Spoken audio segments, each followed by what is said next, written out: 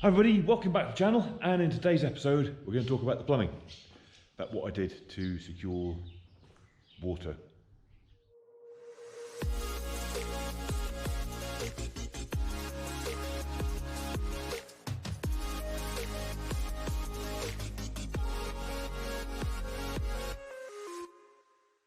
That said, we're going to talk about the plumbing. Now, as you can see, the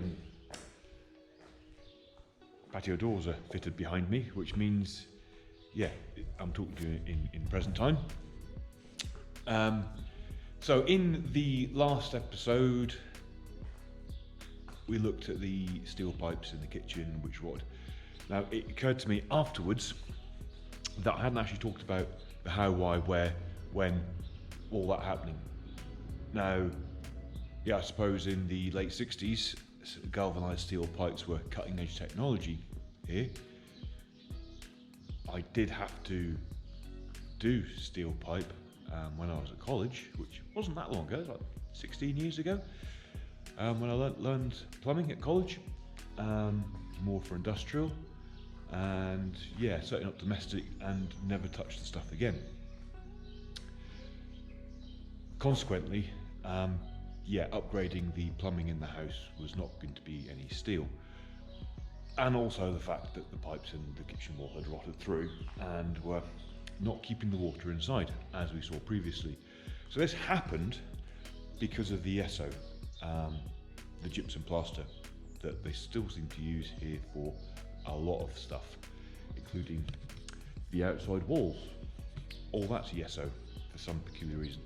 So as we know, gypsum plaster loves water, so this galvanized steel pipes being covered in it to build the wall back up after chasing them in is what caused them to rot.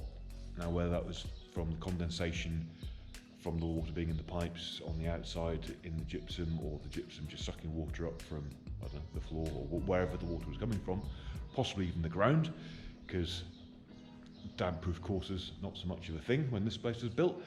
So anyway, but that's why the pipes rusted and ultimately rusted through.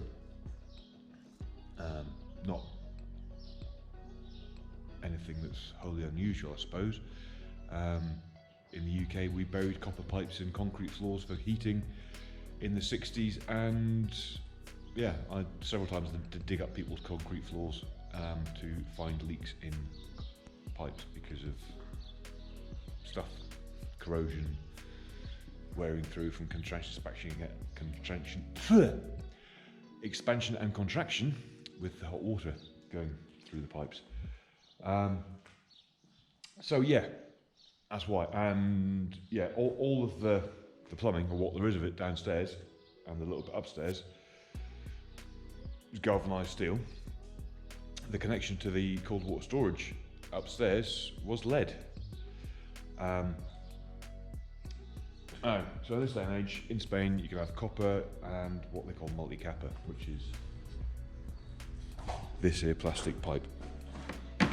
So plastic pipe used in the UK, various brands, push fit fittings, dead easy. This stuff has, I don't know if you can see it in there, but it has an aluminium sheath in it, so it actually, it's rather hard to show you with one hand, but it bends and holds the shape, hence why that's curved, which I quite like. And the fact that it's plastic, and yeah, it just makes feeding it quite through places easy. And these fittings, which has this stainless sleeve over the top of, so the insert's built in, that goes in the pipe, that goes over the top, and then using this thing here, you crimp it on so it ends up looking like that. You cut it using bog standard plastic pipe cutters. So it isn't actually quite an easy process. The only thing is getting this into tight spaces. This one does actually have a rotating head, which I'm not going to lie, did make life quite easier at points.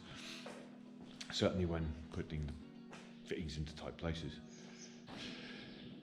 So the reason that I'm talking about this and going to show you what I did retrospectively is because of the amount of footage that I actually recorded of me doing stuff, not very much, and the abysmal sound quality.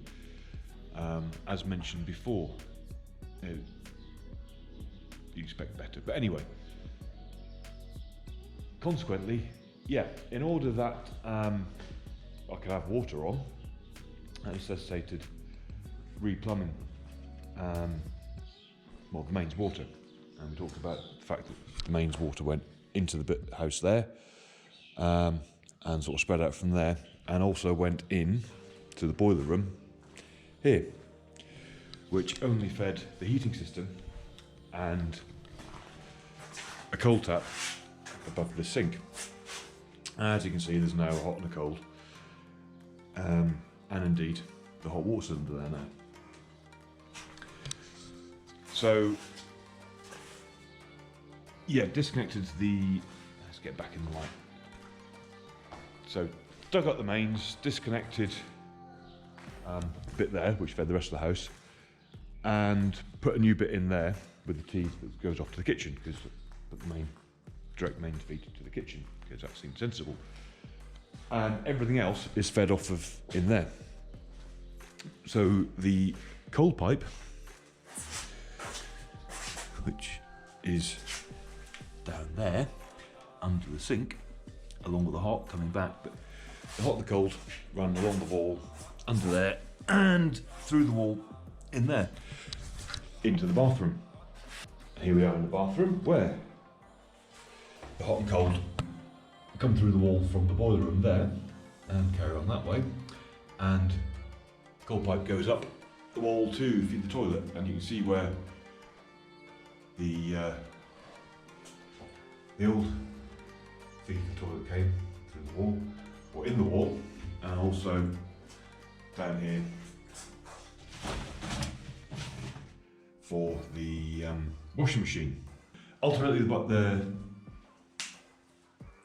washing machine is going to go out into the boiler room, hence why plastic pipe running there to feed the toilet and the washing machine. So you can see it's surface mounted and runs up there, and we've got this replacing that there for the hot, and it runs up there, and I think it's all surface mounted and runs across there and down to the shower again, which is surface mounted, and there's the oil pipe work coming out of the wall, because God knows where it is, and I believe that was the cold feed and return from upstairs. And you can see this is where the T's were for the hot water cylinder, which used to live here. Cue the B-roll at the top, and down here on the floor is the temporary hot feed for the kitchen, which and the kitchen radiator, which goes through there and across the floor as a temporary measure. That's pretty much it. And so in the boiler room, I replumbed the hot and the cold with the hot water cylinder in the shower. This was because I saw the state of the wiring in here and figured that it would be better to wait for better wiring out here to supply the hot water cylinder. However, even my tame Spanish electrician, when he saw the hot water cylinder in the shower, went, "Oh, you can't have that, that's dangerous, that." To which my response was, "Yeah, no shit." And I explained to him that I figured it would be better to wait till the better electrician. He looked at it and he said, no, that'll be fine. I was like, "Are you sure, mate?" He said, yeah. So, okay, fair enough. So it didn't actually take that long. I'd say the footage of me actually doing stuff, not that great. So there it is. So my thinking was where the 25mm main came in and comes up from the floor into the white, tees off the cold supply there, and then carries up in 25, which then feeds the hot water cylinder, and then it comes out in 16 to the hot tap and the rest of the house. I say the rest of the house, the bathroom and the kitchen. So my thinking there was that with a great volume of water going to the hot water cylinder, and by the time we'd gone through the hot water cylinder, come out the hot tap, the pressures from the hot and the cold would be about equal, rather than the cold feed for the hot water cylinder coming off of the 60mm, same as the cold. If that makes sense. So that's what I did, and it turns out I was right, more or less. Having the hot feed coming directly off the cold main and the cold coming off of the bigger pipe has actually worked. And this here is supposed to be the hot feed and the cold feed to go up to the ensuite. Now, this was all months ago. So since then, and giving some proper thought to the ensuite, it dawned on me that there's no reason I can't have a separate hot water cylinder, electric hot water cylinder, in the space upstairs next to the bathroom, therefore reducing the amount of distance hot water has to travel, or the amount of cold water you have to get out of the pipes before it runs hot, which for me didn't seem sensible. So there will end up being a T, and I'm going to take the 25mm pipe upstairs, at which point it will feed a hot water cylinder and the cold water up there, independently of the hot water for downstairs. Not a lie, if that was close to the kitchen, that wouldn't be terrible either, but it is what it is. I hope that makes sense of the plumbing, or how I temporarily replumbed essentially the bathroom to eradicate the steel pipework. Not that I'm digging it out. The bathroom surface mounted because ultimately it's going to get it redone. As soon as the ensuite's done, then I can tear that out because the drains and the floor need redoing. A pair of you that are both still watching, thanks very much. If you're not subscribed already, please do. There's plenty more stuff to come.